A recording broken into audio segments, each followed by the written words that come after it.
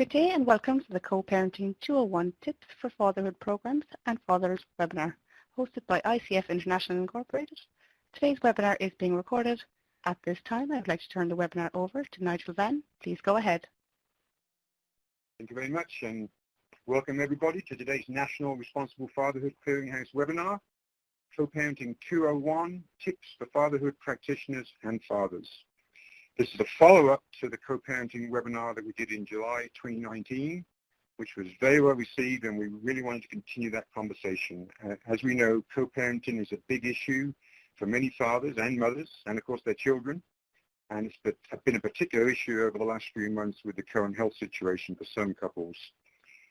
And I do think that most fatherhood programs do an excellent job of creating a safe space for fathers to share their feelings and concerns, to learn more about parenting and co-parenting skills and perhaps see the perspective of mothers a little bit better.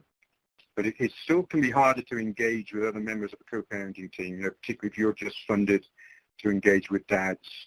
And so trying to include the mothers, but also stepdads or any other new partners they may have, as well as grandparents, aunts and uncles, and others who may be involved in the child's life is not an easy task.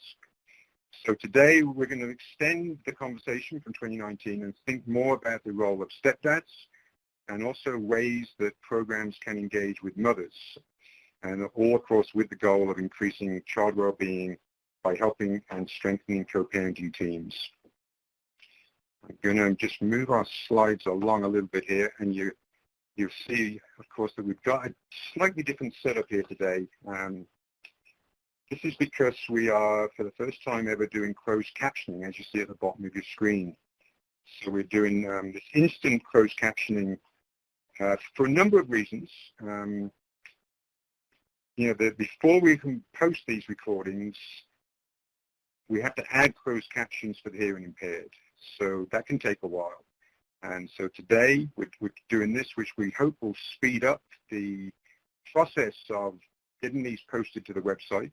And also, if you do have any sound issues on your end, which I know can happen depending on internet connections, it may also help with that. So again, the webinar is being recorded. The recording, the transcript, and all the presentation materials will be posted to fatherhood.gov, and we hope sooner than usual. So to accommodate the closed caption part of the screen there, we've changed things a little bit. So if you've joined us before, you'll see it looks a little bit different. You still see the chat box there in the top left corner, and we encourage you to introduce yourself, share information about your program. But if you do have questions for the presenters that you'd like us to address at the end of the webinar, please put those in that box at the bottom, which is now in a slightly different position than what you might be used to. So ask a question box, that's where you put your questions for the presenters. And in the middle, which is also in a slightly different place, is the downloadable resources box. And there you can download bios for today's presenters. You can download a PDF of all the slides, and you can get a helpful resources list.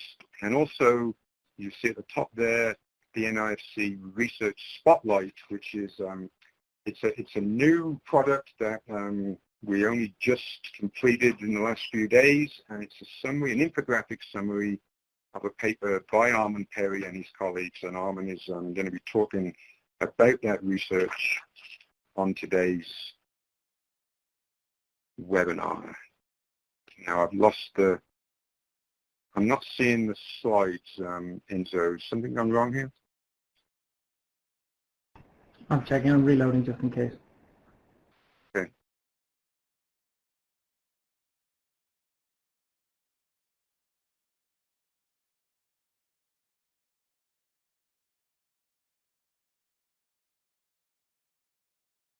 Yeah, I'll carry on while we wait for that. I don't know if you can see the slides on your screens, but I can't see them on mine.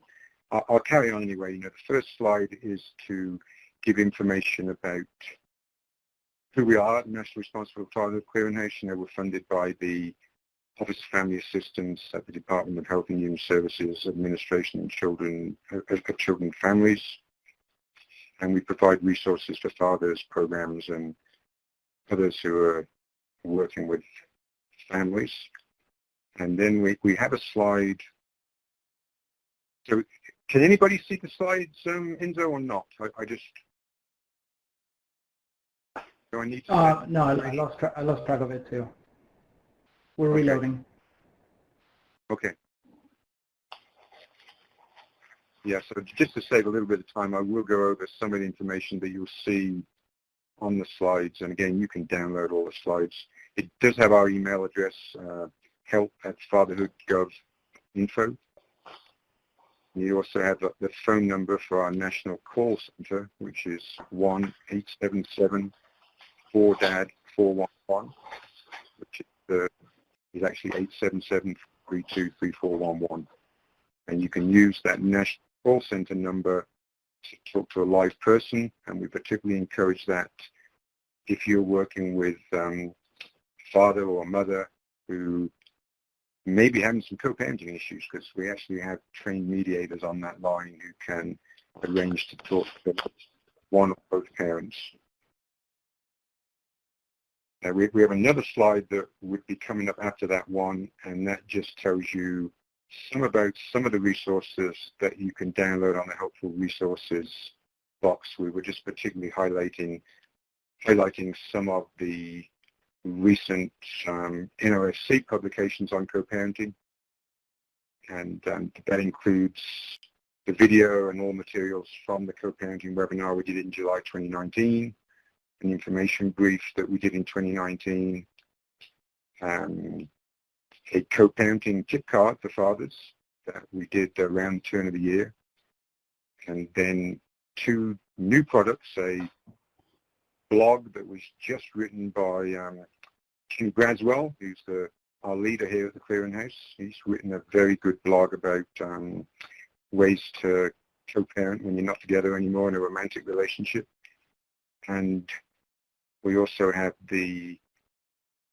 list on there the research spotlight I mentioned. That's not on the helpful resources list because it's not actually posted to the website yet, but you can download it today. So, and then there's another slide on here where I'm just highlighting a video from a TED Talk that I would encourage you to look for in the helpful resources list.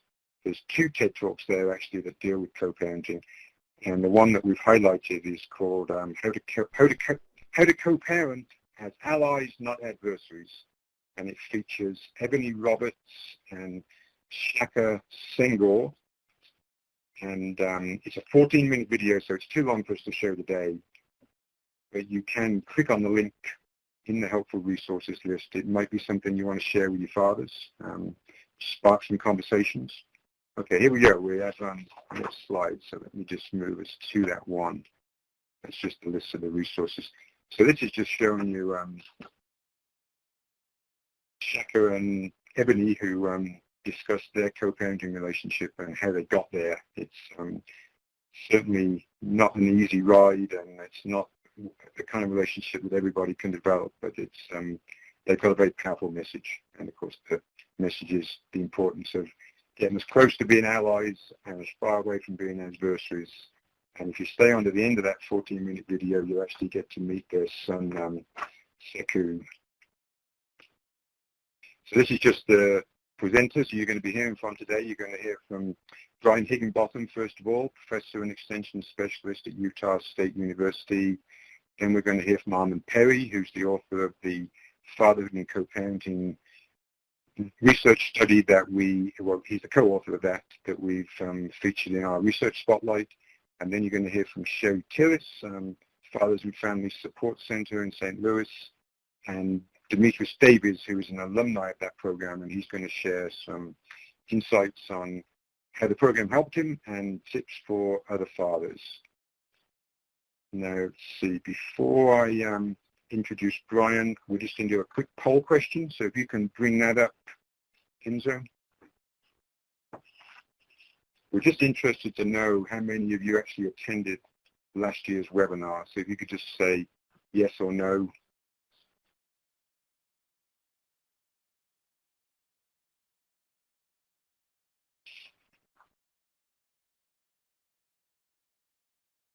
Okay, looks like a good number of you did. as I think I said at the beginning, that it was one of our best ever attended webinars, and I see already we've got another very high number of folk on the line here today. It seems to be going up as I'm speaking, so totally recognize that this is a very important conversation. So it looks like about 80% of you were actually on that previous webinar, so that's good to know. And we may have mentioned on our previous webinar that we are in the process of developing a virtual collaborative community, and we encourage you to continue the conversation on co-parenting there. So with that, I will give you a brief introduction to Brian, so we can take that way in. So here we go. So, as I said, Brian is a professor, extension specialist at Utah State University. In his work with the extension program, he provides services around parenting and relationship skills across the state, and he leads various research projects in the state. And for those of you who don't know, extension programs are provided in all states, and their role is to provide vital and practical information for local residents. And those are non-credit classes, and a lot of states are doing fatherhood and relationships like that. You can see a full list of some of the resources that Brian mentioned in his presentation in the helpful resources list. But with that, I will turn it over to Brian. The time is yours, Brian. Thank you. Appreciate the opportunity to share some of the lessons that we have learned providing relationship education here in Utah. We have been fortunate to have received funding from the Office of Family Assistance through various grant cycles, and our programming has included services for dating couples, non-dating individuals, people who are interested in relationships and wanting to learn some skills that would help them. Currently running some fatherhood programs. We also run divorce education programs for the state. But today I'm going to focus on one of our curricula and the lessons that we've learned from serving step families. And it's a curriculum called Smart Steps for Step Families, and it was developed by Dr. Francesca Adler-Bader, who is currently at Auburn University. And over the last many years, we have been providing this service in partnership with community agencies around the state, and just since 2012 have served approximately 7,000 adults. So about 10% of the overall number of individuals that we serve as part of our broader Healthy Relationships Utah initiative. The two studies that I'm going to talk about today really focus in on stepfathers and the men in these step relationships. And the reason why is because increasingly more and more men are experiencing step-family relationships either through remarriage or cohabitation. And there is a growing literature as well that shows that the impact of male involvement on youth development can be very positive. But there's been this, kind of gap in the literature as to how that plays out in step families and whether relationship education and step family education in particular can help engage those men and help empower those men to be positive influences and to help the youth that are in those households or who may be coming in and out of their households in the case of joint custody arrangements. So with that as an opening, let me just go right into the first study, which is a qualitative study that we did with European American stepfathers, and they all participated in one of our 12-hour courses. And there are several themes that I would like to highlight today. The first is why they attended in the first place. And as you can see from some of these quotes, and I can just read them for those who may not be able to see the screen, they would say things like, my wife heard about it and said, let's take it, it can't hurt. Or someone from the agency said it would be good to come. Or my wife decided for me. Or my wife said, it'd be good for us too. One of them said, I thought it would be helpful with my family and look good for a court case. So as these responses indicate, for the majority of stepfathers, it was their wives or their partners that initiated the discussion about attending a step-family education course. And so even though most of them were either pushed or pulled into coming, all of them found that they benefited from the experience. And let's talk a little bit about what some of those benefits were.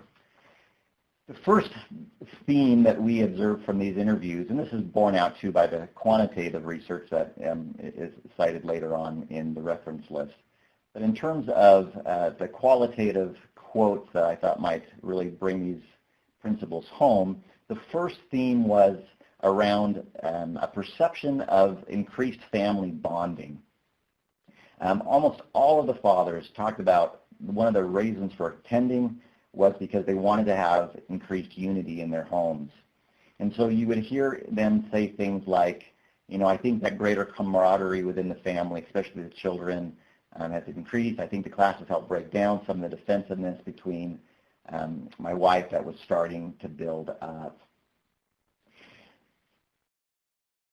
You would also hear them talking about the perception of increased empathy as another benefit.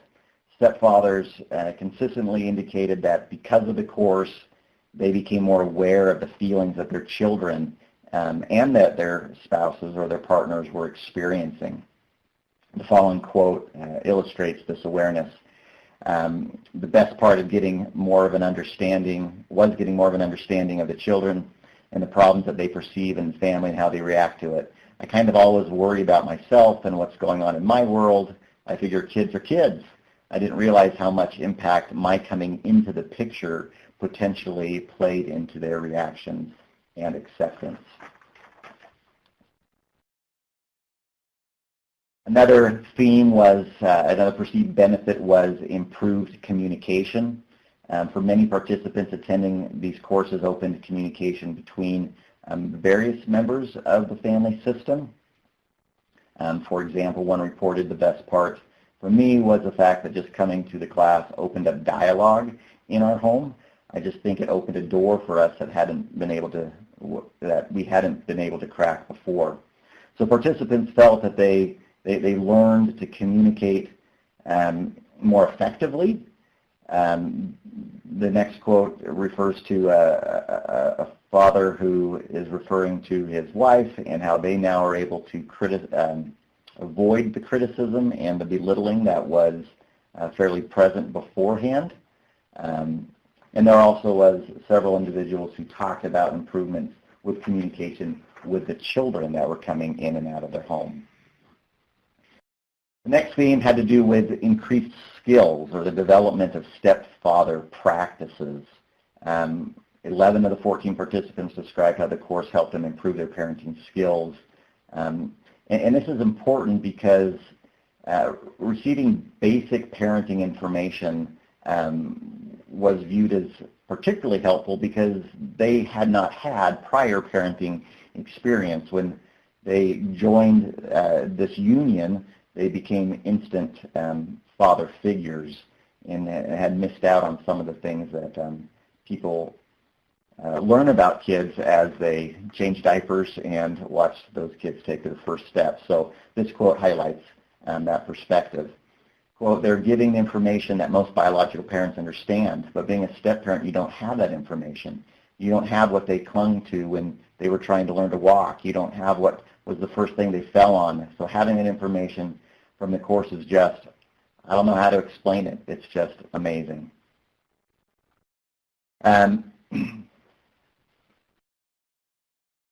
Several of the participants also talked about the importance of patience, and that being a skill that was taught and also practiced in the course.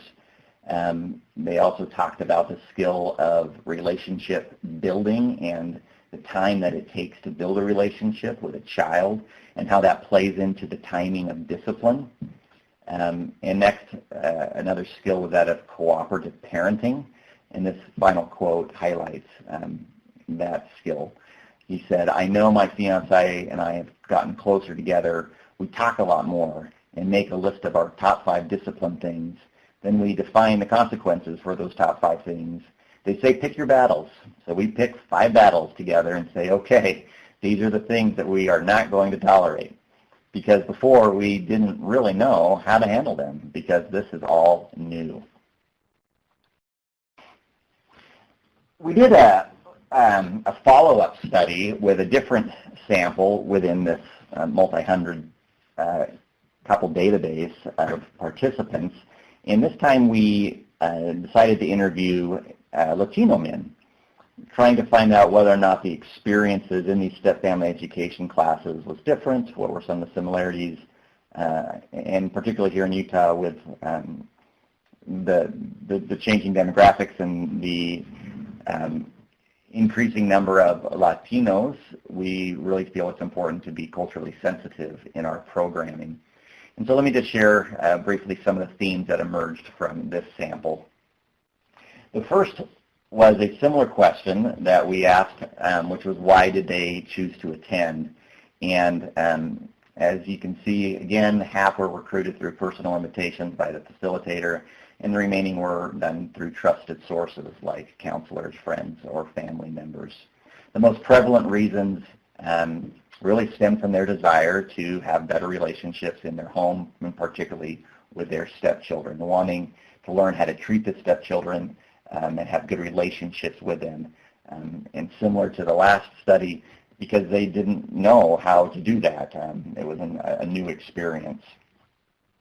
They too also were very interested in developing positive relationships and acknowledged that they were able to improve those key relationships, including relationships or feeling like they had increased skills to be a parent and a father, around communication, developing stronger positive couple relationship skills, and also skills with their parent or stepchild relationships. Let me just read this quote because I think it really captures what most of them were conveying. Because I don't have an extensive relationship with my daughter, I need to be with her in places where she doesn't feel so much pressure, in places that won't cause her stress when she returns back home to her mother's house. Perhaps it is better that I go down to her on Saturdays, take her to eat, enjoy the weekend talk, and then take her home. If further in the future she wants to be with me, great. So it's a great example of somebody who's learned some skills to meet the child where she was at and to take time to develop a relationship in a way that would not facilitate resistance. A very common theme in these interviews had to do with the importance of family and the appreciation that the Latino fathers had in being able to participate in group step-family education that included other family members. There was also a sub-theme about the terminology that is often used in curricula as well as in the general kind of culture around step families and stepfathers and step relationships. And there was quite a bit of discomfort as this individual shared. One thing, as far as me and my wife, my daughter is not my stepdaughter. She is my daughter. She is my son's sister, not their stepsister. We've always been that way. She, speaking of his wife, had 2 from her first marriage. I had 3 from my first marriage. And 2 babies that we've had together. When my daughter comes over, they don't say, hey, there's my stepsister. Rather it is, this is my sister, this is my brother. They don't distinguish stepbrother and stepsister because we are not. We are a family. The final theme was that of normalization of stepfamily situations. This was really, really comforting to the stepfathers who we interviewed. It's not something you go around and talk about a whole lot, apparently, at least those that we visited with. And so for them to be able to get together and see that other people were going through some of the same situations is really what made it such a great experience for them. So in closing, let me just maybe share a couple of implications for practice. The first is if you're trying to reach out and include stepfathers, non-residential parents, and which I would highly recommend from a systems theory perspective, it's really important to utilize personal invitations, broad advertising is often viewed as, oh, that's not for us, or it's not relevant, or I don't know what they're going to say. I'll send, the biological parent, but, I'm not the bio parent, so I don't need to go or want to go. But leveraging and utilizing people who also have a vested interest in that relationship and encouraging their partner to come along can really help. As you do advertise, make sure to emphasize what is being taught in the class and the skills that can impact their family outcomes. And I think we all do that, but the things that are being taught in these classes, at least the ones that we teach, are really targeting the problems and the elephants in the room, right? The X and the finances and how those finances are having to be shared across households. These tricky relationships with stepkids that you want to love, but man, but you're feeling some really tough feelings towards them. Or kids coming in and out and not having that kind of consistency that is often conducive to family traditions and the culture that they may want. And so not being shy about saying that, hey, these are real issues and these classes teach about these things, and focusing particularly when it comes to Latinos on improving that step-parent relationship. There seems to be a lot of interest in that. We would strongly recommend using inclusive language and being cautious with step terms, particularly as some people don't appreciate that or are trying to develop relationships that are based on skills and not necessarily legal terms or previous relationships. In closing, here's some funding that has supported us over the years, and you certainly are welcome to direct any questions to myself or to our manager. And with that, I will turn it back over to the next speaker. Okay, thank you very much, Brian. And before we move to Armin, we are going to have just 3 more short poll questions. So I will ask Enzo to bring up the first poll question. And we just want to know if you or your program currently provide co-parent, if you do provide co-parenting services for fathers, do you also provide services that include the mothers of their children?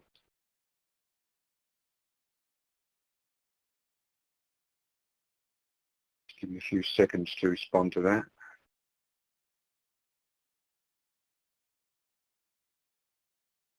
Okay, so it looks like close to 70% of you are doing that, yes. So if we could have the next question, Enzo. While Enzo's bringing up the next one, I do have to apologize for giving you the wrong information on the first poll question, because the majority of you have not attended the previous webinar. I do apologize for not seeing that right. So if you are providing services to mothers around co-parenting, which of the following do you provide?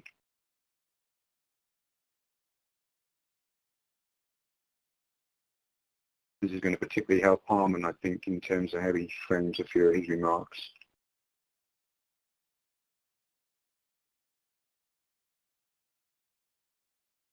Okay, so it looks like the one you're doing the most is providing educational classes on co-parenting skills for the mothers. So that's very interesting. And then 40 to 50% of you are providing outreach on one of those 2 categories, and then we have smaller numbers for the others. Okay, let's just go to the final poll question, Enzo.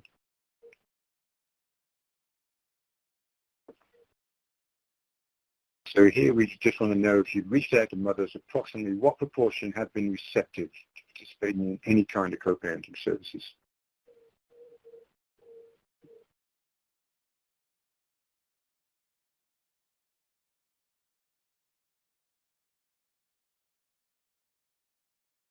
Okay, so it looks like quite a few of you are having success here.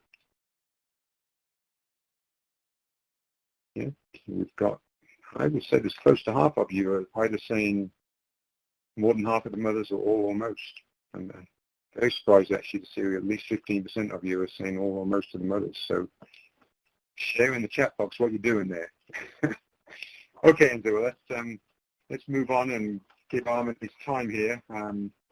It's a great pleasure to introduce Armin. He's doing a lot of really good work out there. He's a professor at the University of Louisville, and he His research focuses on factors that influence men's involvement in the lives of their children. He's highlighted the relationship between the provision of support from fathers and outcomes for families.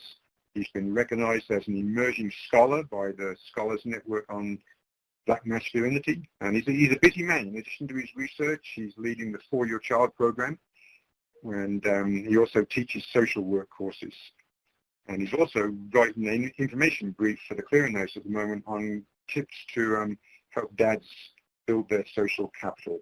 But today he's going to tell us a little bit about his recent co-parenting research, and I already alluded to this when I mentioned the Spotlight on Research, which is an infographic that provides a summary of his research study. But Armand's going to give us the nitty-gritty, so tell us all about it, Armand. Thank you, Nigel. As Nigel mentioned, my name is Armand Fair. I'm a professor here at the University of Louisville in Louisville, Kentucky, and most of my work revolves around fathers and their involvement with their children. And so I'm going to talk to you all about a total of 3 projects where I'm going to focus and emphasize one of them. The first of which is, as Nigel alluded to, we run a fatherhood program that we call 4-Year Child. It's an OFA-funded project where we enroll non-resident dads into a program that features 28 hours of parent education and up to 6 months of case management services. To this point in the project, we've enrolled a little over 1,100 dads and across 4 different counties in the state of Kentucky. The parent education workshops, as I alluded to, they consist of modules from the National Fatherhood Initiative's 24/7 Dad curriculum, which I would imagine many of you all are familiar with. But given that we serve non-resident fathers, we supplement the co-parenting modules with a handful of modules from a curriculum called Together We Can that was developed out of the Michigan State University Extension Office. And so we've been at that work since October of 2015, and one of the things that our dads told us and tell us regularly and repeatedly is that although they find themselves being transformed after going through the workshops and participating in a program, that it was sometimes difficult for them to actually apply what they learned in the program because they had to negotiate access to their children with a custodial mom who had not gone through any intervention.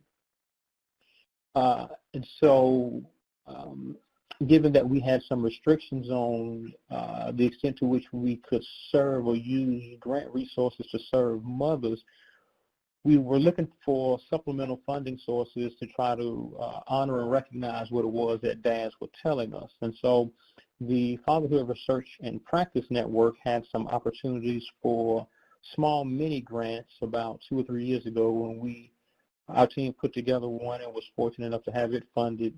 And what we did with that particular project was we trimmed down some of what we were teaching our dads, and we enrolled custodial mothers into a one-time workshop that was an attempt to sort of just give them some highlights of what it was we were teaching dads.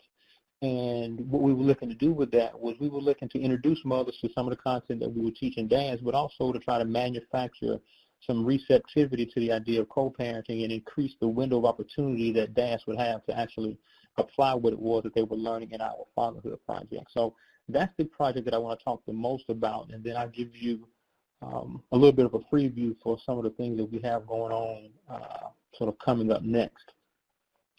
But again, as I mentioned, our fatherhood program, we enrolled over 1,100 dads with a combination of parent education workshops and case management services. With our co-parent project, again, it's a much smaller project, and with it we enrolled 153 custodial mothers. Keep in mind that these indeed are mothers who are attached to or are co-parenting with the fathers in our fatherhood program, right?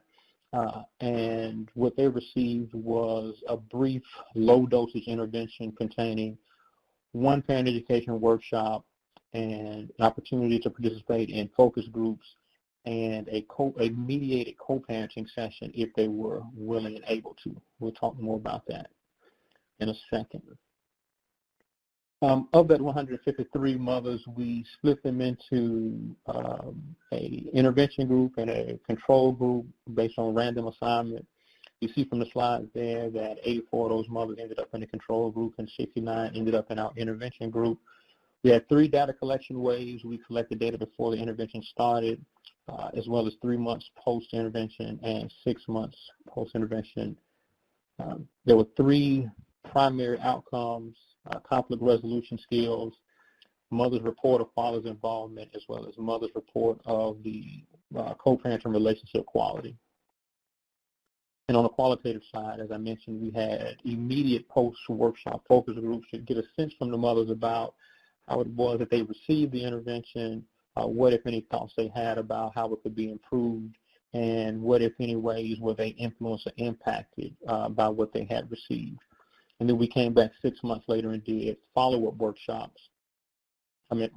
follow-up interviews to see how things had gone in the period of time that had lapsed in between when they went through the workshop and when it was that we were following up with them. And there was really, really good sort of parallels between the time that the dads were in the programs vis-a-vis when the mothers were going through. So it was an opportunity for us to sort of check in to see how things had gone.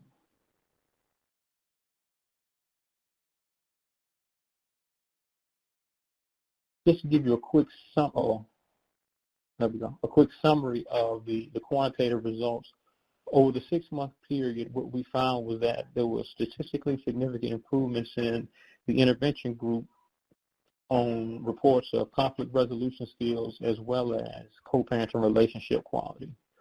We noticed that we were trending in the right direction with mothers in the intervention group reporting increased levels of father involvement, but those results did not reach statistical significance. On both the conflict resolution skills and co-parenting relationship quality, effect sizes were relatively small, but again, nevertheless, those results were statistically significant.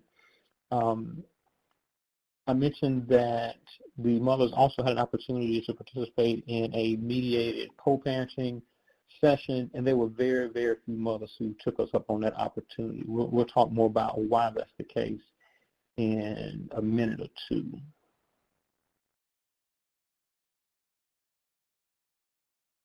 And so here what we do is we focus a little bit on the qualitative results. These are data that came out of our focus groups.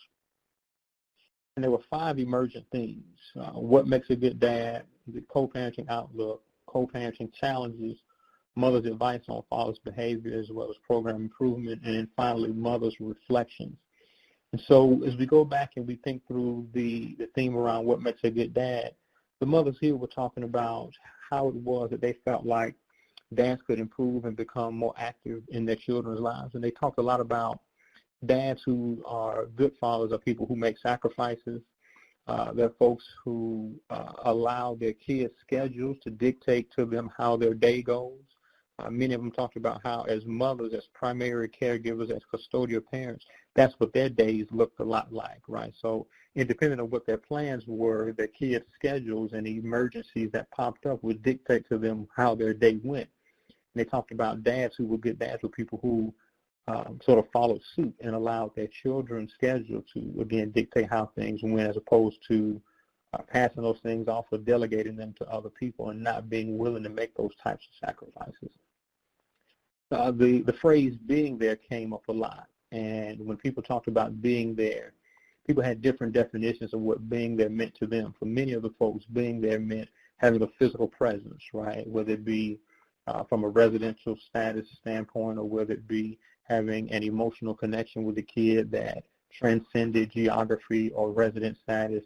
And in other cases, it talked about the extent to which children felt comfortable reaching out to their dads if and when they had an issue or a challenge or a problem or just wanted to talk through and process things. So, again, this idea of what it takes to be a good dad, being there became salient there, and being there took on a number of different definitions depending on the mother who was sharing that perspective. With the co-parenting outlook, mothers there were talking about whether or not, again, they felt like after having gone through the workshop, talked about whether or not they felt as though things were, the prognosis for their co-parenting relationship was either positive or negative. And the data were basically split. Half of the mothers felt like, you know, I'm encouraged by what I've seen. And they were encouraged by having recognized changes in what was going on with their children's father based on his enrollment in the program. some of the mothers didn't know that dads were in the program, and so they were only made aware when we reached out to them to have them to participate. And then it became sort of, it illuminated for them how and why it was that they were seeing some of the changes that they had seen. Some of the mothers talked to me about being skeptical about what it was they were seeing in terms of change behavior by the dads, but then it started to make sense when they realized that he was in a fatherhood program. And then there were other mothers who were a little bit more pessimistic. There were some who, even though they knew that their child's father was in the program, they felt like, well, he's only making these changes and these things are temporary.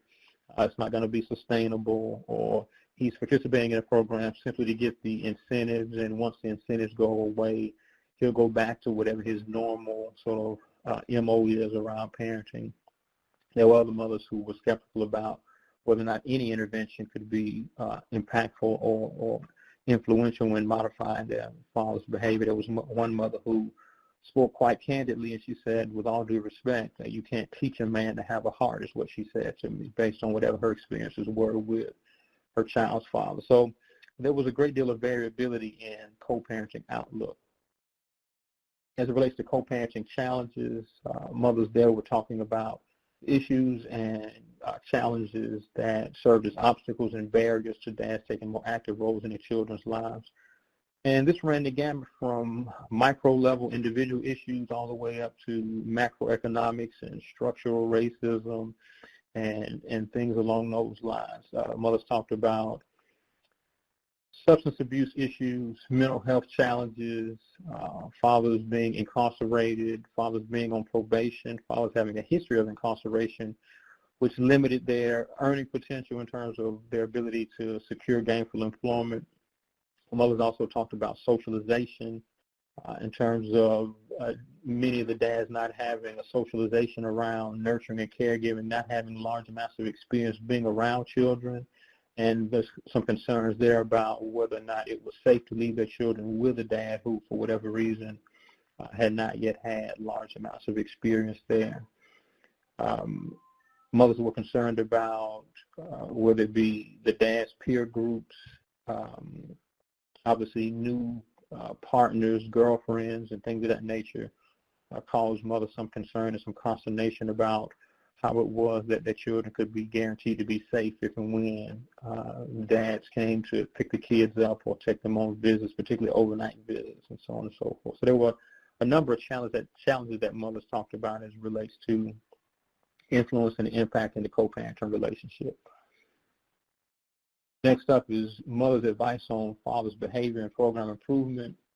And there the mothers talked about having an interest in fatherhood programs, placing more and more emphasis on things like communication, conflict resolution, many of the things that our programs are already doing, but moms talked about how it is that in many ways they felt like these things should be emphasized even more.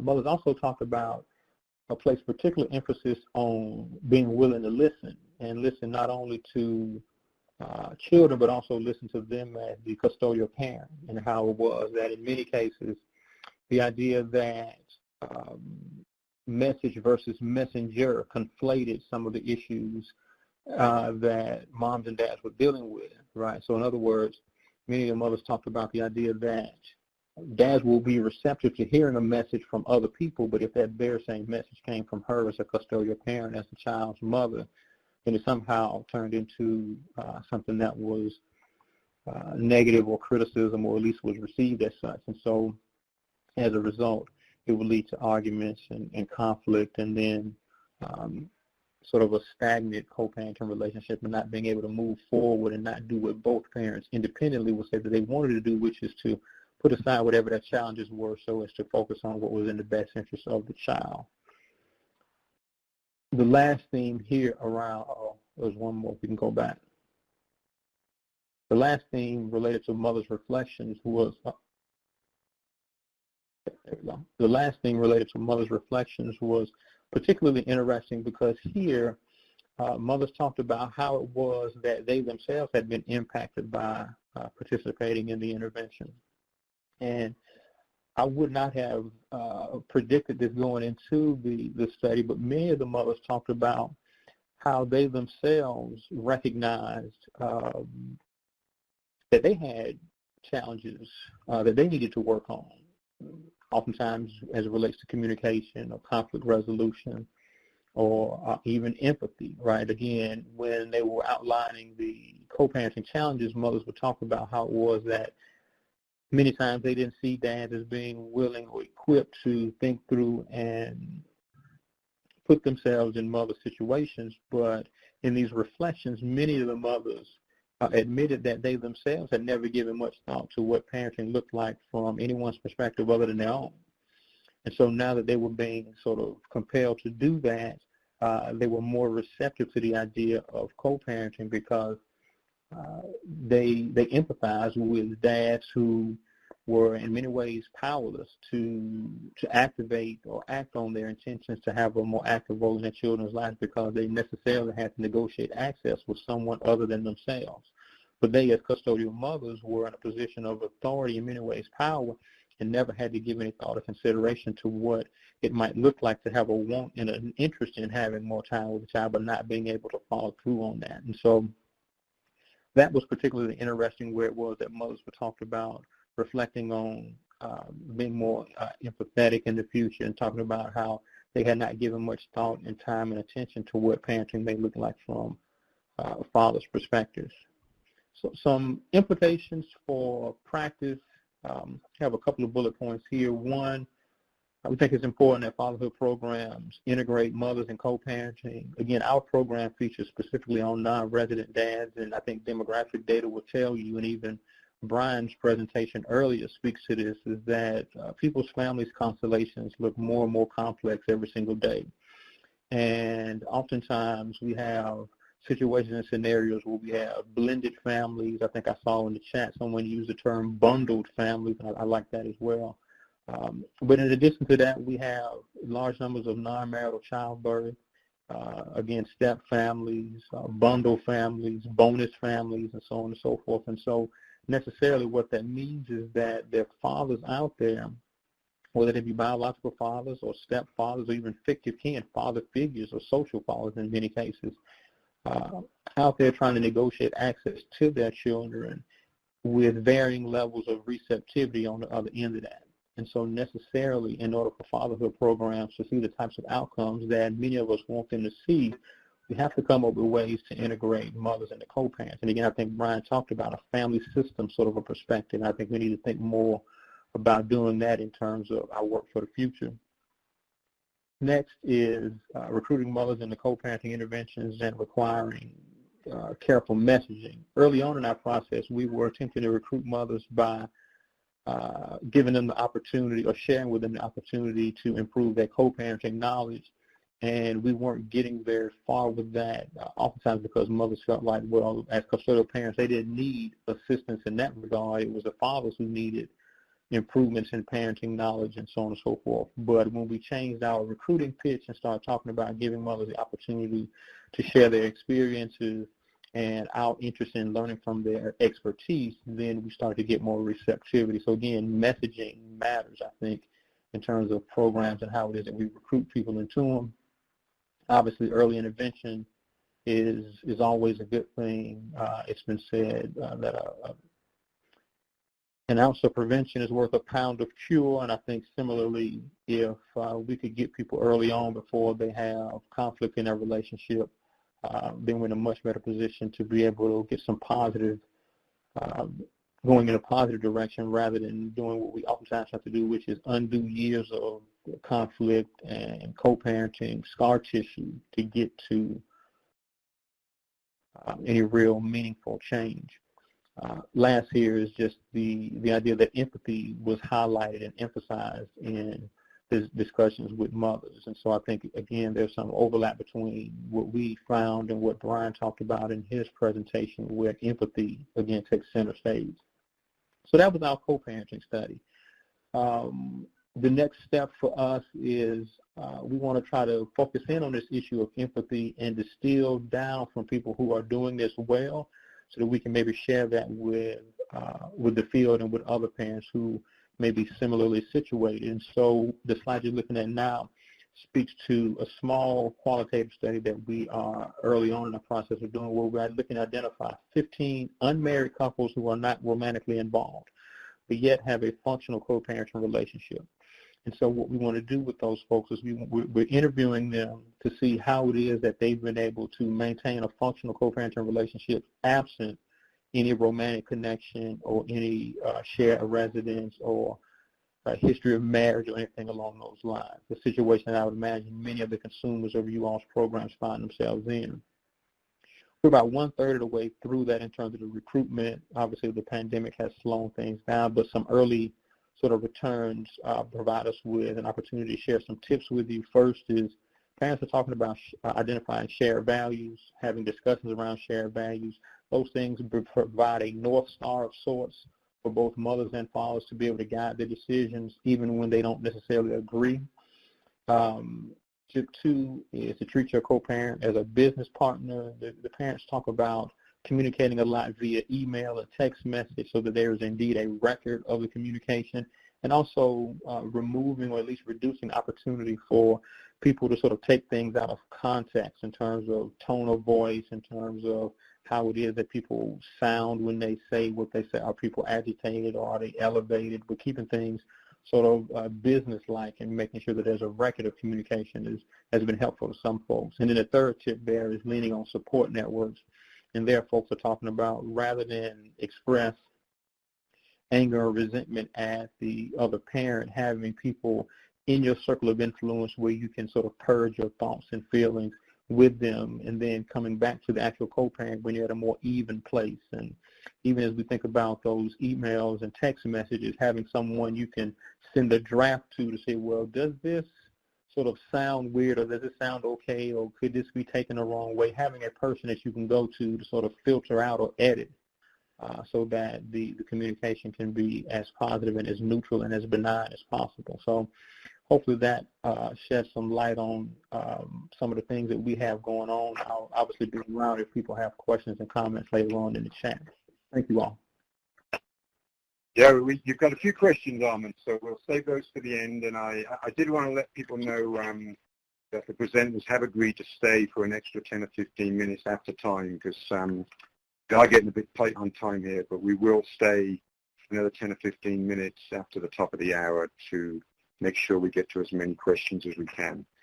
So with that, I'm going to bring up Ms. Sherry Tillis, Executive Vice President and Chief Operating Officer at one of the largest fatherhood programs in the country that's been going for one of the longest times too.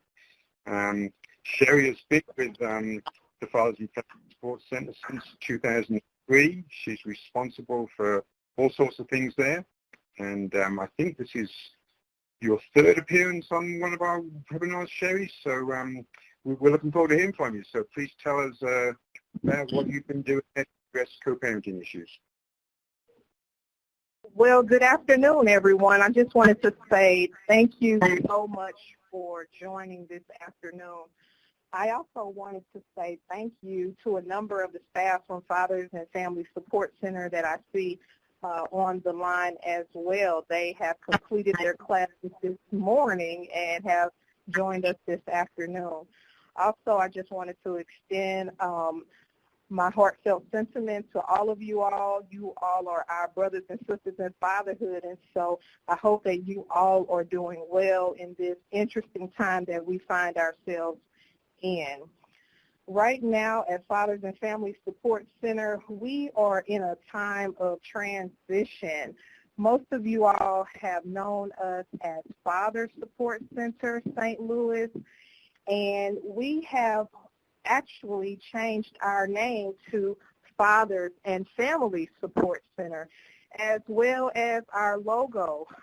Before, we used to have the house and the father, and that was a pictorial description of the services that the agency provided. However, now you see the picture that's in front of you is more inclusive of what we actually do.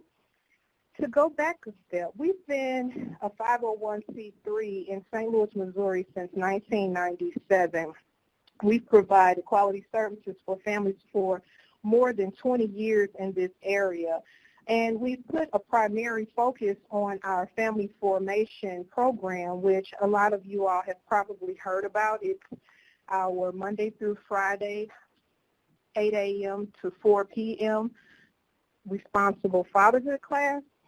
And we also provided 1 year of follow-up with our families. And so we continue to do those services. However, 9 years ago, the agency expanded to also be more inclusive of the mothers of the children that we were serving, as well as youth that we serve in our St. Louis area.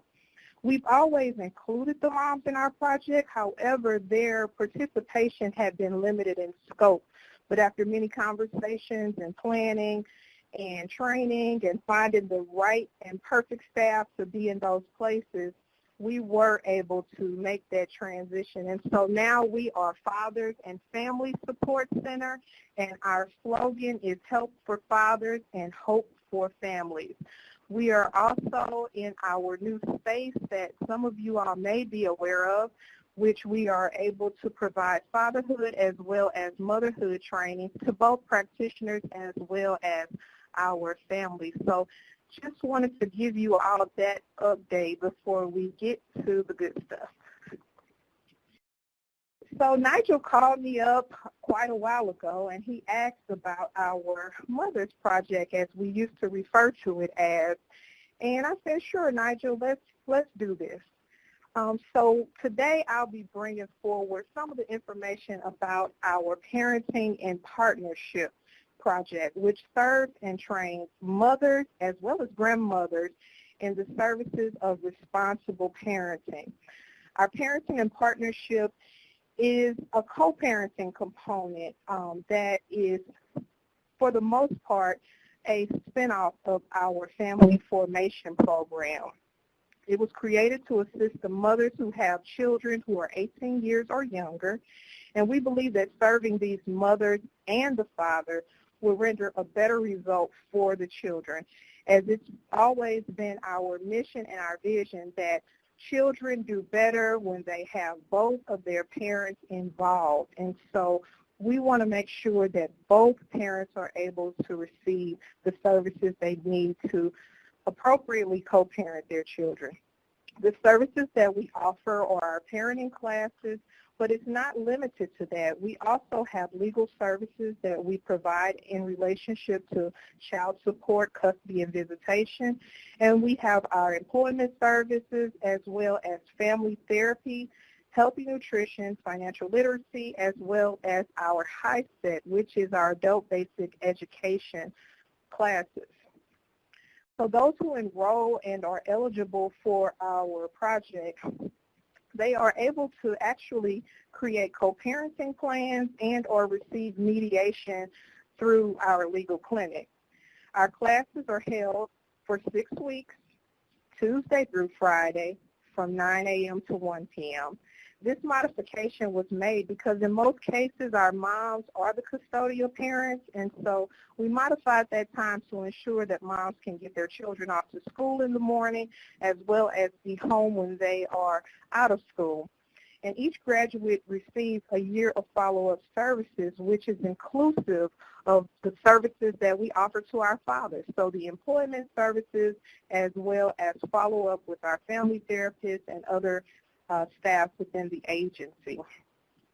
Many of our participants, they have reported that they have made new friendships within the class. They have individuals that can help them to be accountable to what they have learned. They also have allies in our staff that are there to be supportive of them. They also just go on and on about the sisterhood that they have made within the sessions, very similar to what we experience with our fathers. And most of our fathers saying that this is the first time that they've had friends, that they've had other males that were going through some of the same life lessons at the same time that they could confide in. So this is having a similar effect in that there's a sisterhood bond within the classes that we have been able to have. On your screen, if you would notice the pictures that are there, that is actually one of our graduations where we had both our mothers and our fathers participating, and we always make sure that our mothers are acknowledged first, and then we go forward with the rest of the graduates. In the middle, you see there Mrs. Simmons, who is actually our class facilitator for the moms. She herself has shared her own story with our moms, which has made them also feel like they can do an amazing job at being a mother as well as co-parenting.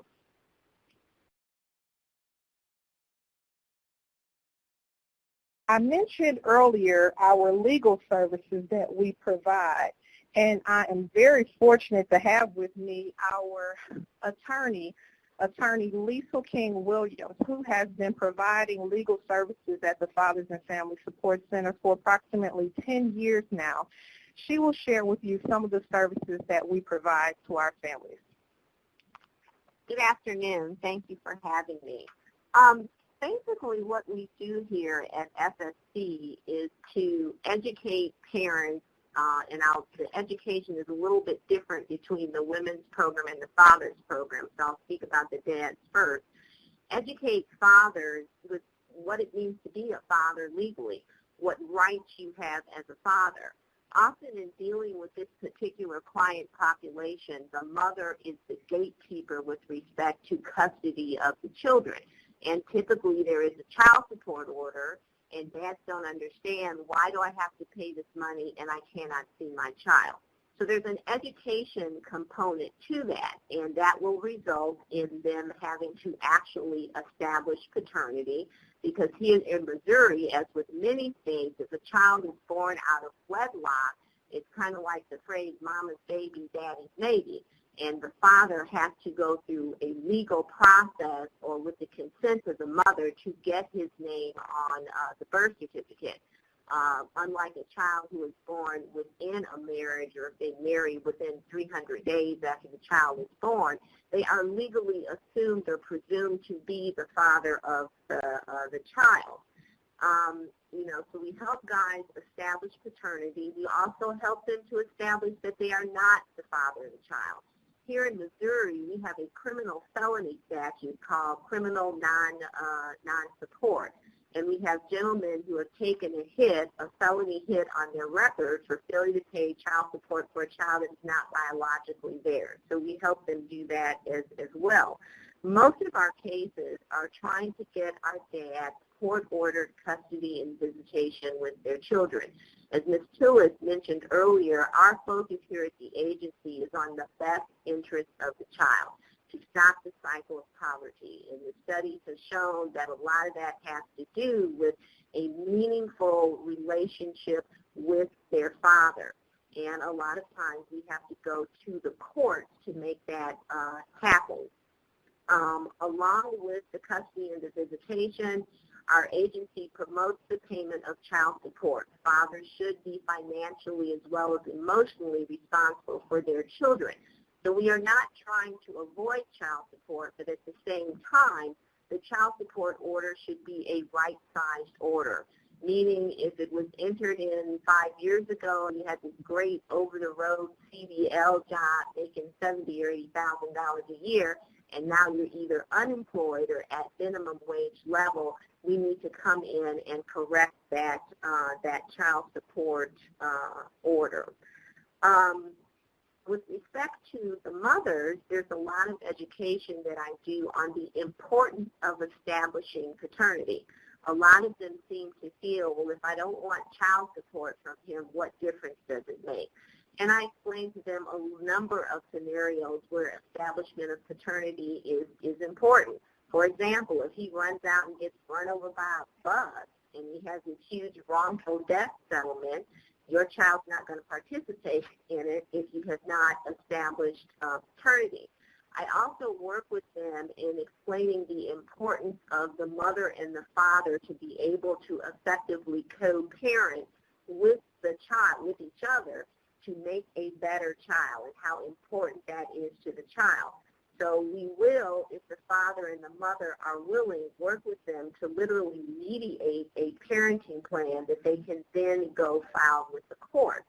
a lot of our mothers in the Mothers Program also have issues with juvenile court, guardianship, and adoption of their children.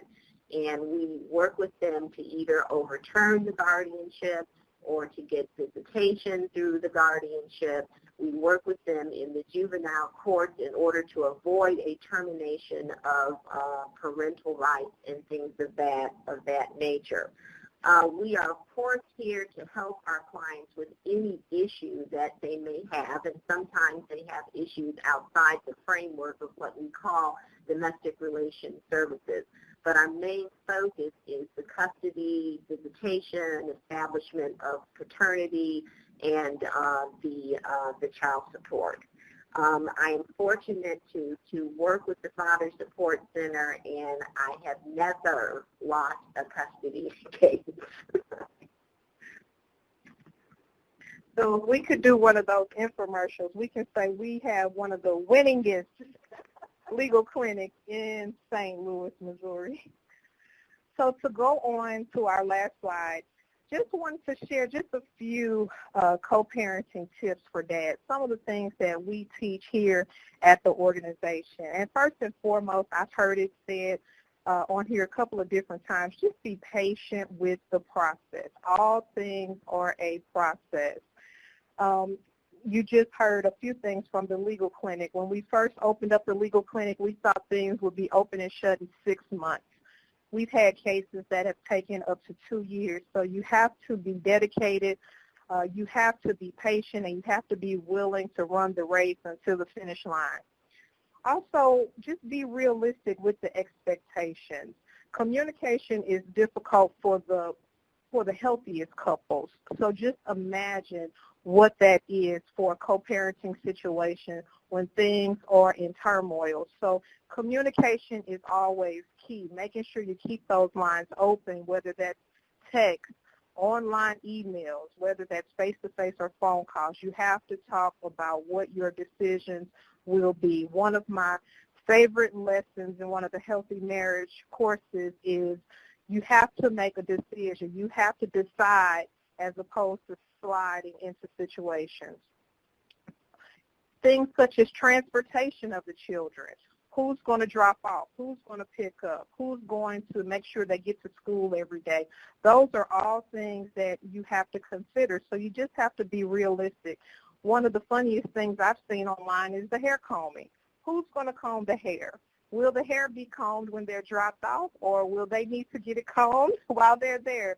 Just small things and large things. So you have to be realistic with the expectations and think about everything that can go well as everything that could go sideways. And we want to also say, remember that you must practice age-appropriate parenting. One of the key components of our curriculum is ages and stages. You have to understand that if you have a 13-year-old that's coming to stay for the weekend, they may not need you to help them brush their teeth. No matter what the age or stage is for that child, you have to be able and ready to apply the appropriate parenting to the child that you currently have, not the one that you have in your mind or the one that you remember. It's the child that's right there in your face. You have to be willing to talk and communicate with them as well. Be willing to share about your daily expectations. Also, just be prepared with your living conditions. We've often taught gentlemen, if you are planning to get custody, do you have a bedroom for your child to be in once they come to your home? You have to make sure that you have the health coverage. Are you providing the necessary things for daily living? A coworker and I joke about if a young lady comes to stay with her dad, does he only have Old Spice deodorant? You have to just think about all of the things that your child may need to make sure that they're even comfortable being in the space that you would have them in. And lastly, we always push to have a strong support system. All great plans will fall apart any given time. The old saying is that it takes a village, But the reality is it does take a village. There are times when you will need to call on grandparents, aunts, and cousins, and et cetera, to help you with your children and to parent. And so when you're in a co-parenting situation or you are new to having custody, you have to make sure that you have these things thought out ahead of time. Just wanted to express again about the picture that you see on your screen. This is Mr. and Mrs. Davis, and Mr. Davis actually came to our family formation program for our fatherhood services, and he graduated, and then once he completed, he actually referred his wife to come over to the parenting and partnership classes, and this is them pictured at her graduation with their 2 daughters. So this is just one example of one of the families that we have been able to work with. We are currently in class at this time, and we have both our mother's component as well as our father's component, both meeting virtually and on our conference line currently. And our next class will be enrolling in a few weeks here. So just wanted to wrap up by saying if you all have any questions about what I have presented, I will be on the call for later. Thank you, Nigel. Thank you, Sherry. And yes, you do have a few questions. So as I said before, we will stay on for some time to get to as many questions as we can. Now, just for clarification, Sherry, the Mr. Davies you just showed us is not the same Mr. Davies as we're about to introduce, right? It's a different Mr. Davis. I thought we should clear that up. Yeah. Okay. So, so I'm now going to introduce Mr. Demetrius Davis, who is, as you see, a technician, a strategist, and a father. And he's a graduate of the what was the Father Support Center when he was there. He's got 2 daughters, ages 14 and 3. He has a good co-parenting relationship with the mother of his older daughter, and he's been working on the relationship with the second one, and he credits Miss Lisa Williams, who you just heard from, for a lot of help with that one. But I believe you recently got I believe you recently got a court order around joint custody now for the second one, Demetrius. Right. But anyway, I'll let you tell your story, and I'm going to hand the mic over to Demetrius, and then we'll come back and answer questions. Hello, everyone. My name is Demetrius Davis. Thank you for the opportunity. As he stated, I had the pleasure of working with Ms. Williams with the Father Support Program, and we basically went through the classes, and once the class was finished, I went through the process of filing court paperwork with the advice of Mrs. Williams. I want to go over a few things that I learned in the class and a few things that I think helps out a lot of parents moving forward in a positive co-parent relationship. Cordial communication is very important. Cordial communication is very important. Positive energy towards the other parent is a must. We have to make sure we think about the kids and the welfare of the child and put our differences aside. Work on communicating and co-parent with the significant others, if there is one. Positive parent interaction. Add morals and values to the upbringing of your children. I'd like to talk a little bit about parenting plans. I feel it's best to come up with a parenting plan together. I think that no parent should have more rights over the other if both are stable. If the 2 parents cannot come up with a plan together, they should seek family mediation. There's a lot of family mediation in a lot of cities and a lot of states, like Father Support, that will help you pretty much establish a good communication with the co-parent and establish a method of transportation and getting back and forth with the children. Search for legal agencies that might provide assistance. If you are a parent and you are not getting the proper time with your child, you should definitely seek some help. If you cannot come to terms with the co-parent, you should definitely seek family advice or legal aid There's a lot of different programs out there that can help everyone, male and female, as we are seeing with this presentation. Ask as many questions as possible. I do not leave stones unturned. If I don't understand something, I definitely ask questions. I definitely call more numbers. I definitely search as hard as I can to get the answers that I need. Even with working with Ms. Williams, there was a lot of things that I did not understand about the legal portion of getting joint custody. And I definitely asked her as many questions as I could, and it was a learning process for me.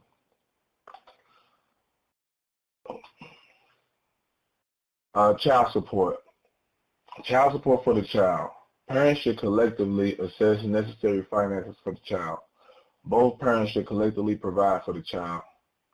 Parents should not be stripped of their rights due to financial deficiencies. The involvement of both parents equals support worth more than money.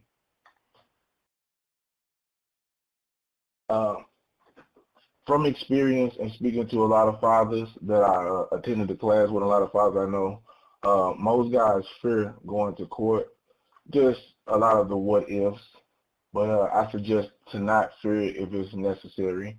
I do suggest to make court a last resort, but for the sake of the child, if that's a must, we definitely must go through the process so both parents can be actively involved with the child. Parental rights should not be a fight. There's a child that we both brought into the world. We definitely should work together and bring this child up and make sure that the child has a meaningful relationship with both sides of the family. Make sure the focus is for the welfare of the child only.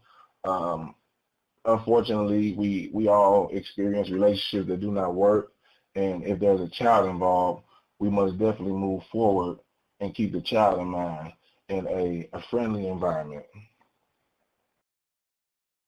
I'd like to just finish up with saying thanks again for the opportunity. I met a lot of great people with the Father Support Program. I met a lot of positive males that basically taught me how to be more of a man, be more patient, and as Ms. Tiller said, trust the process. There is a process to this, especially if you are determined to be a father and you want to go all the way, you have to see it all the way through. And with the experience that I had and represent myself with the advisory of Ms. Williams, you have to file your own paperwork, you have to speak on your own behalf, and it takes time, it takes some experience that you have to learn with the process, and also it just takes some patience. So I definitely recommend being very patient and trusting the process, keep the focus on the child, and you will definitely prevail. Well, thank you very much, Demetrius. Can I just ask you to say a little bit about the relationship that you have with the two mothers? Okay, so my oldest daughter is 14. We didn't have to go through a court process. We basically did some family mediation. We worked with each other's family, and we sat down and we came up with a plan that's suitable for everyone. She's also married at the time, so I have to co-parent with her husband as well, and we have definitely built a better relationship from the beginning to the end. We have built great levels of respect for each other, and we communicate as needed to raise this child together. My second, we just finished the process, and I'm thankful to say that the judge granted 50-50 custody, joint legal and physical. We are still working on our communication, but as I know, it's a process and it takes time, and I'm definitely going to be patient with it and see it through and be there for my daughter. Okay, well, thank you so much for sharing that. And we're now going to bring up the presenters on video, so I'm just going to let Enzo do that. And I've been having a look at some of the questions here. Let me bring up my webcam. And actually, one thing here, if you want to, you can, if you see there's a little box in the top right-hand corner, you can click on that and go full screen if you want to see all the presenters as they join. So everybody else can do what I just did and click on the cameras. And I hope I'm going to be joined in a minute. But in the meantime, let me ask the first question for Brian. So Brian's been sitting there patiently for a while. There was an early question for you, Brian, about the Smart Steps course. Is that available to do as an online web class, and is there a fee for that? Are you with us, Brian? I'm with you. The curriculum is available for sale. It is coordinated through Auburn University's portal. I don't know off the top of my head what they're currently charging or if they're doing any discounts during COVID-19. But they're super easy to work with. We have, for the last 13 years, done it face-to-face, but during COVID-19, we're given permission to do it online, and that's worked out really well over the last couple of months as we've done it. Okay, well, thank you. And feel free to join us on the video if you've got that available, Brian. Let me go to you, Armin, and I think you answered quite a few of these questions in the chat box. I haven't been tracking that very well, but quite a few people wanted to know about. Well, let me start with a couple of quick questions. What was the age of the mothers? What was the average age of the mothers in your study? And were there any non-custodial mothers in your study group? No, so one, a part of the inclusion criteria was that mom had to be the custodial parent. But again, what we were looking to do was we were trying to create an opportunity for dad to be able to apply what it was he was learning and negotiate access directly with mom. So all of the mothers were custodial mothers. Average age was right around 34 years old. Okay. And the average age of the fathers was slightly older, if I remember correctly, right? Yeah. The average age for dad was right around 36. Okay. And what were the measures that you used to recruit mothers and fathers? Well, I guess to recruit the mothers and get them involved. You want to just say a little bit about that? I know you talked about it a bit when you talked about the messaging, but how did you reach out to the mothers? Oh, okay, yeah. So when you said measures, I was thinking like survey measurement tools. Okay, I just bugged out. Yeah. So in terms of our recruitment, what we did was we would go into our fatherhood workshops usually around like the second week because we wanted to give the dads an opportunity to have bought in, right? And so we would go into the workshops right around the second week, and then basically ask the dads if they were enjoying their experience and if they were seeing value in what it was that they were receiving. And if they said yes, then we would say, well, what do you all think about giving your children's mother the opportunity to participate in something similar? Would you see that as valuable? And almost inevitably, dads would say yes. And so then we would say, well, we have another project where what we're doing is we're teaching mothers a trimmed-down version of what it is that you all are receiving.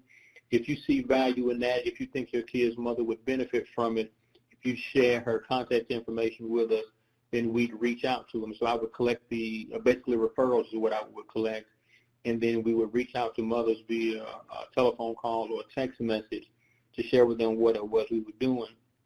And I mentioned in the chat, and it also, you speak to it in the report that I think folks will get a link to, is originally what we were doing is we were asking mothers to participate based on the opportunity to improve their parenting and co-parenting skills, and we didn't get many takers on that. And so what we learned was that we had to switch up our messaging and say to mothers, what we're interested in doing is learning from you as an expert how it is that we can do a better job of improving our project for dads. And mothers, they were much more receptive to sharing their expertise with us rather than quote unquote being students in our workshop. So again, the messaging matters, and I think that's an important point there. The other thing that I mentioned really, really quickly is that this is really, really difficult work. And it was oftentimes the case that our reaching out to moms was met with not only a lack of receptivity, but in some instances, just a downright hostility. But in many of those cases, if we were willing to take that initial hostility and stick in there, then that gave mom an opportunity to get that off of her chest. Because what we found was that was just something that she needed to purge. And oftentimes that was a message she wanted to give to Dad, but for whatever reason either hadn't or it hadn't landed well. And so in many ways what we end up doing is just serving as sort of a buffer, right? Give Mom an opportunity to get her frustration off of her chest. And if it meant that she was willing to sign up for the intervention, then it was really, really well worth it. Okay, well, thank you. Yeah. Sherry, let me come to you here. Just a couple of questions about the specifics of your program for the mothers. So what curriculum are you using, and how do you structure that for people who are working? Do you offer it at different times? You're on mute, Sherry. Here she comes. If I could hear you correctly, you wanted to know what the curriculum is and how we provide the curriculum? Yes. Okay. So we actually use the motherhood curriculum that was developed by Dr. Jeffrey Johnson and Dr. Uriel Johnson that we know from the Responsible Fatherhood curriculum. And we took the exact same approach as our Fathers Project. We took and adapted the curriculum to make it condensed into the 6 weeks that were the most prevalent information that we needed to provide. And so we condensed that into the 6-week format over a 9 a.m. to 1 p.m. So they do the exact same 6-week cycle as the Fathers class. It's a parallel universe. So we have 5 Fathers classes that begins, and then we have the 1 Mother's class that begins, and they all run for 6 weeks, and they all have 1 year of follow-up after their graduation from the project. So we can have anywhere from 35 to about 65 that are on that same class cycle, that cycle from the 6 weeks to the 1 year of follow-up. However, when they receive services from the legal clinic as well as the family therapist, those services can go on for approximately 2 years, just depending on what are the issues that were presented. What we did observe when we began to work more closely with the mothers is in some cases we had to refer them for mental health services due to undiagnosed disabilities. And so their class cycle would have been a little bit longer because we would send them for those intensive mental health services first and then invite them back to come into the 6-week cycle. So how did you accommodate any moms who were working at the time? So for the moms, most of them do not work. Here in Missouri, several of them were transitioning off of TANF services. That was the first round of referrals that we had worked with, and so the majority of them were unemployed. However, if they were working, we would ask them if they worked at the type of job where they can change their shift. And if they could change their shift, we would ask them to do evening shift and then come to the classes in the morning. One of the other things we were fortunate to have is that through the state of Missouri, we were able to provide them with the child care that was paid for through the benefits that they were receiving from the state of Missouri. So they did have child care while they were participating if they had children who were younger than school age. Okay, great. And this is a question that everybody can perhaps respond to, but I'll start with you, Sherry, and it's, it's a totally relevant question in where we're sitting right now. And I know after we got into this current health situation, you started out doing some classes via phone, by conference call, right? Have you moved to any online classes now? Yes, so the agency actually went online after March the 23rd. We were in our our third week of class, I believe. So the fortunate part of that was that the first 3 weeks of class, they were able to be face-to-face and bond and have that interaction with each other. However, we shifted March 23rd, over into the online services. And so what we set up initially was the conference call line, which we already had at the agency. So the participants were able to call in and go through their class curriculum because they all had workbooks. They all were familiar with what the daily regimen was, and so they actually just were able to share that over the phone. When they received their incentives, they would come to the organization, receive their incentives, and then they would, go back home. So within that time frame from the time that they completed, there was a 3-week lag in between because we had to do some very quick planning. And so our class cycle actually just began a couple of weeks ago. So they're about 2 weeks into this class cycle. And again, they're doing that over the phone. We're currently setting up the private Zooms and things like that so they can actually come on and see each other. But they also have times where they can call for the one-on-one. So they still meet with all of the staff persons that were providing support.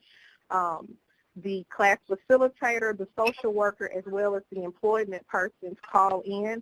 We were fortunate that all of our partners were participatory as well. So any outside presentations such as nutrition classes, they also called in and did their presentations. So we're hopeful that we'll be able to end in person or at least on a platform such as this, so that they can see each other face-to-face, at least for the ending of their class. And then we will have our next class cycle. Normally, we would have 6 classes per year, which we're still on track to have. It's just that some of them may be virtual in nature. Yeah, it definitely makes a difference. So, Brian, what are you doing in Utah in terms of online virtual stuff? Are you having groups meet virtually? We do. All of our programs right now are being handled virtually. We use WebEx as well as Zoom. And they have breakout room options, and we've had classes with as many as 100 people signing up. We've learned that not everyone who signs up shows up, but that's not all that different than our face-to-face, experiences. The time of the day impacts attendance a little bit as well, as Utah has moved from red to orange and people started going back to work. We've noticed some attendance and attrition issues in some of our classes that we didn't have for the first month. But overall, the experience has actually been really positive. Our facilitators were a little bit uncertain how it was going to play out initially. But I met with them all this morning, actually, and they reported once again that there's some kind of a surprising camaraderie that occurs in these online classes. There's nobody sitting in the back seat or the back row. I mean, everyone is right there, and in some ways they are experiencing more connection and more intimacy, more sharing, particularly in the small classes of 5 to 8 individuals. That they weren't feeling as much in face-to-face. So, yeah, it's been really positive, and I anticipate moving forward when we can do face-to-face again, we will probably continue to do some online and some hybrid, since we need to be responsive and people who may not be able to come face-to-face and who prefer the online option. Yeah, no, it's going to be very interesting, yeah. And so what's been happening in Kentucky, Dr. Perry? I know you were planning to do some things, right? Have you gotten that off the ground? We have. And just maybe 2 or 3 weeks ago, we started wrapping up a couple of cohorts that we had going on when the pandemic first hit. And now what we're doing is we're ramping up to actually start doing recruitment for completely online workshops and revamping our case management model so that we can engage people using web conferencing and telephone calls and things of that nature. And so a lot like what Brian mentioned, what's interesting is that particularly for the more introverted of our dads, the online format gave them a space and opportunity to use whether it be a chat feature or whatever the case may be, to actually engage the process a little bit more than they would have, or a little bit more than they were in the live face-to-face session. So what we're also hoping is that the being in the online environment gives us opportunity to reach out to folks who otherwise didn't have time, or their schedules or their family responsibilities or that lack of work-family balance wouldn't allow them to participate and engage our program and services before. So we're seeing this as an opportunity to connect with a new demographic, one that we've not been able to sort of engage before, but hopefully this will give us an opportunity to be able to connect with them in ways that we hadn't been in the past. So we're excited about it. We're seeing it as an opportunity. Yeah, no, it's great. No, it is almost like a brave new world, right?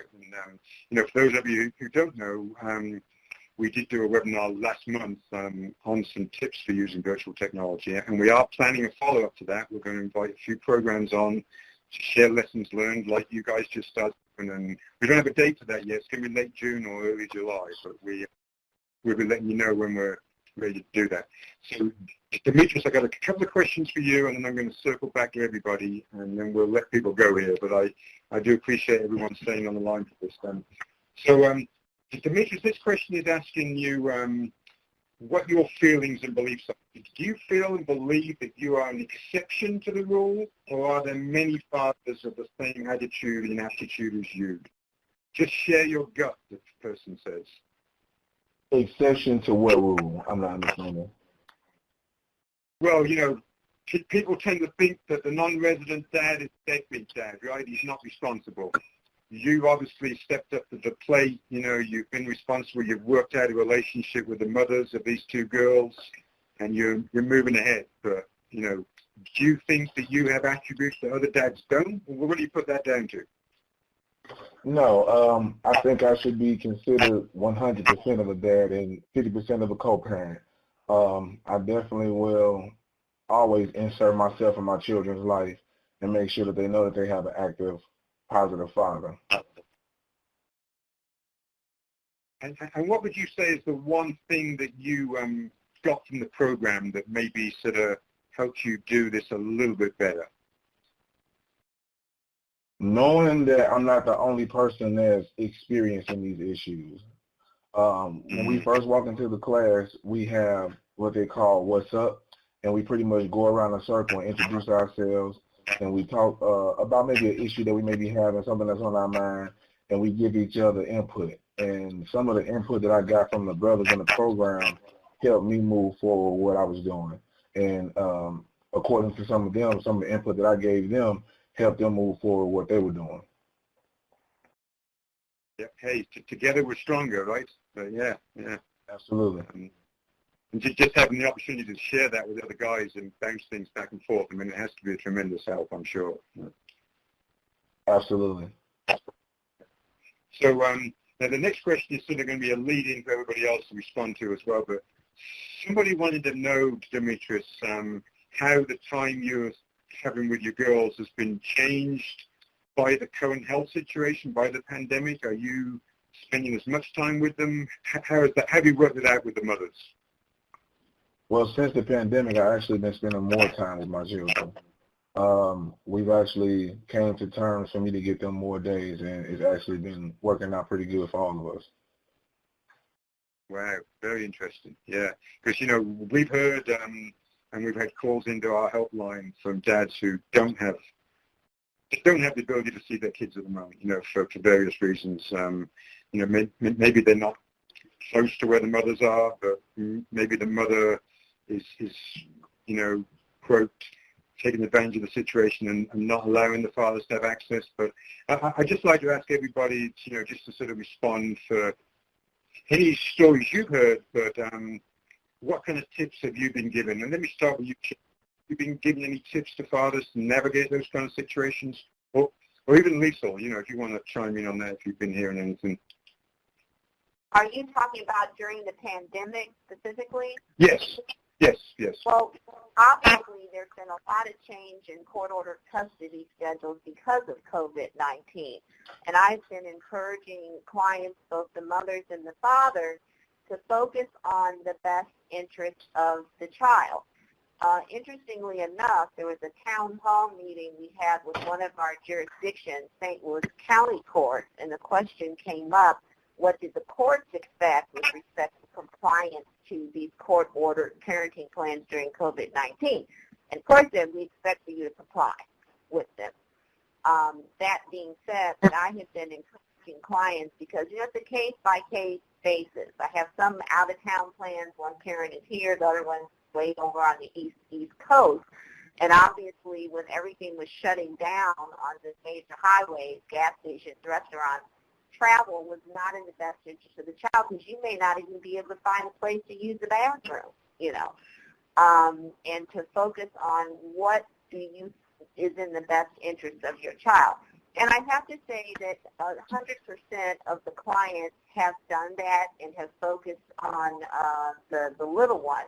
At the same time, if you have exchanges right here in the city of St. Louis or in the county, I've been given the impression from the courts that they want you to comply with it.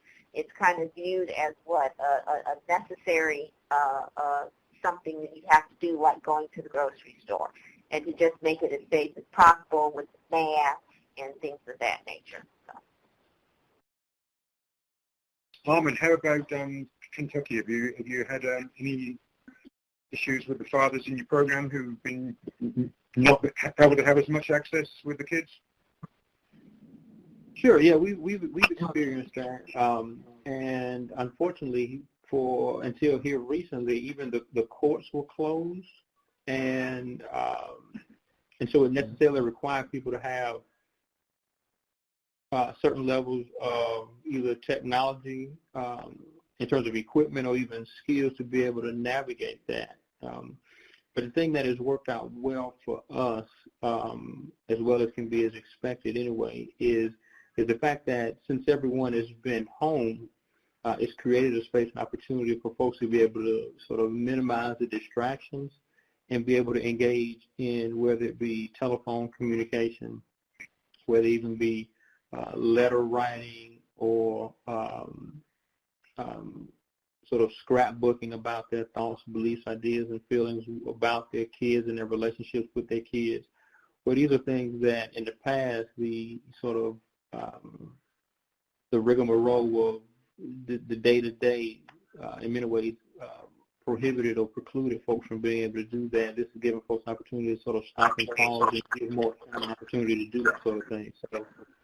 So we've been encouraging guys to reach out using, again, if they have technology, using whether it be FaceTime or web conferencing, and if not, text messages and telephone calls, and working with their co-parents to be as patient as possible, but also being as safe as possible, in hopes that everyone would be reasonable. And we've gotten some calls from dads who have been frustrated, but overwhelmingly, the most of the dads, they've been telling us that they've had opportunities to actually engage their kids, if not face-to-face or in person, but at least via telephone and web conferencing and things of that nature. That's good to hear. Good to hear. So, Brian, I know you don't specifically address co-parenting issues, but have you come across any issues, that have been created by the pandemic situation? Well, we work with a lot of couples, and so issues of going back and forth to households and whether to even go back to court to try to get that official or just unofficially make things work out during this time are common questions.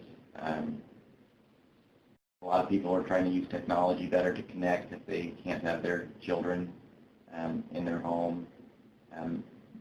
So we're not doing anything programmatically about it, but certainly those issues are, I think, going on around the whole country, probably the whole world.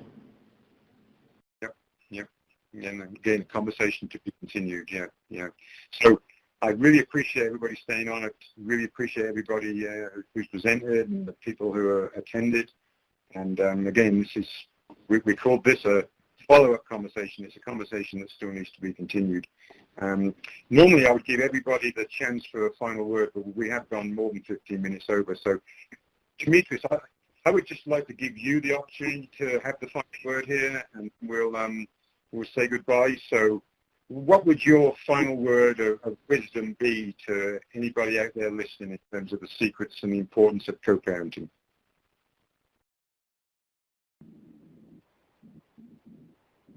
You're on mute, Demetrius. We can't hear you. Sorry. Sorry about that. Okay. Thanks again for having me. But the same as I said before, just kind of stick with the process. It's definitely a process. And if you want to have a meaningful relationship with your children or with your co-parent, definitely stick with the process and go through these organizations or even the court system and make it work and be patient. Okay. And, I'd just like to add on that, and this is something from the study that Armand did in terms of the importance of empathy. And I think one of the things that you do in the Fatherhood Program is you help guys understand the situation, right? And that, I think, really makes things everybody think of that best in child, as Demetrius said, and just work towards that. So after this, we would really like any feedback you can give us in the evaluation survey. That will pop up on your screen, I believe, at the end of this, and you'll also get emails. So please tell us what you thought, and clap your hands for these presenters, and we'll see you all next time. Thank you very much. Bye-bye. This concludes today's webinar. Thank you for your participation.